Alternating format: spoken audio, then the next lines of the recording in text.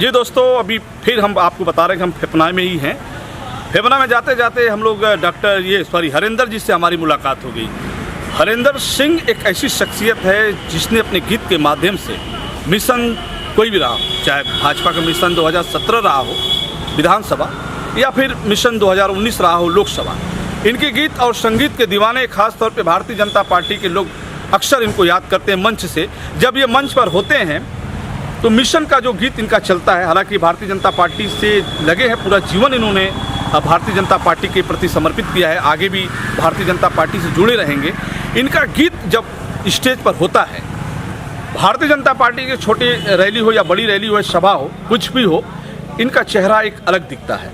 जहाँ एक तरफ राजनीतिक नेता भाजपा के मंच पर होते हैं, वहीं दूसरे तरफ एक सांस्कृतिक मंच होता है। उस मंच से एक ऐसी आवाज़ निकलती है, उस आवाज़ का नाम हरिंदर सिंह है। आइए हम बात करते हैं कि राजनीति के क्षेत्र में खास तौर पे अगला मिशन जो 2022 भारतीय जनता पार्टी का सामने दिख रहा है, उस मिशन में आपने किस तरह का गीत तैयार किया है। हालांकि इन्होंने कहा है कि गीत की तैयारी पूरी हो चुकी है, बस जैसे ही मिशन का चुनाव की अधिसूचना जारी होगी फिर इनके गीत और संगीत के दीवाने तमाम लोग होंगे। आइए हम पिछले ही गीत पर चर्चा करते हैं।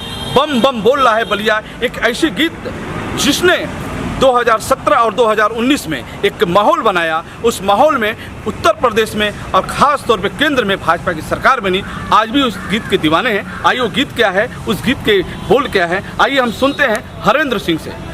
जी हरिंदर जी नमस्कार जी। आपका पूरा परिचय हम पहले हमने अधूरा परिचय दिया, आपका पूरा परिचय। जी, मेरा नाम हरिंदर सिंह है और वर्तमान में मैं भारतीय जनता पार्टी सांस्कृतिक प्रकोष्ठ के गोरख क्षेत्र का सह संयोजक हूँ। और लगातार जब से मैंने होश संभाला है तब से हमने भारतीय जनता पार्टी की सेवा किया है और अपने गीतों के माध्यम से पार्टी की नीतियों को बताने का हमेशा हमने काम किया है।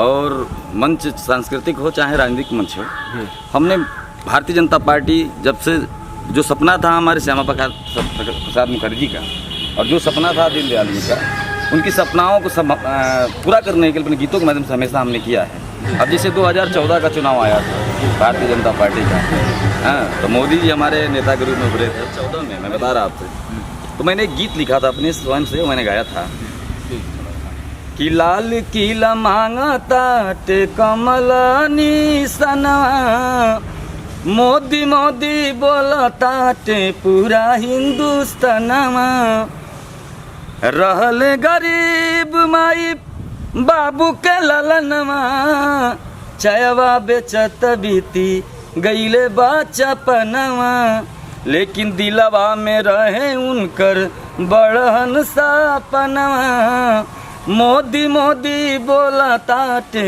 पूरा हिंदुस्तानमा। और यह गीत मैंने गाया और हमारे पूरी पूर्वांचल में हर सभाओं में मैं गया और इस गीत की फरमाइश हुई और मैंने इस गीत को गाया। उसके बाद मैंने तमाम तरह गीत गाया है। जैसे अभी सरकार बनी हमारी 17 में और अभी लोग कह रहे हैं कि 22 में बाईसाइकिल, लेकिन हमारे जोगी जी ने जो कार्य किया है कि पिछली बार से भी अधिक सीट हम लोग जीतने वाले हैं। तो मैंने गीत गाया है कि बनी फिर से जोगी सरकार, कमल खिल जाई जनता के मन जोग, सीएम अब त मिलल बाड़न, सेवा अब करी चौकीदार, कमल खिल जाई। इस तरह की तमाम गीतों को मैंने सजो करके रखा है।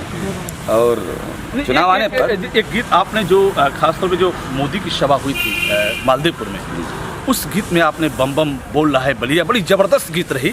हमें लगता है वो ऐसा माहौल बना कि तालियों की गूंज जो है, खास तौर पे उस समय मंच पर प्रधानमंत्री भी मौजूद रहे और मुख्यमंत्री भी मौजूद रहे। उस समय उस गीत को काफ़ी लोगों ने लाइक किया। और कौन सी गीत थी वो भी हम आपके मुंह से सुनना चाहते हैं। मैं उस गीत को गाया था कि तमाम दल मिल करके मोदी जी को घेरना चाहते थे। तो मैंने उस गीत को स्वयं लिखा और उसमें गाया था कि केतनो कोशिश कर बैरी, अरे चली न अब की चलिया, देखो बम बम बोल रहा है बलिया।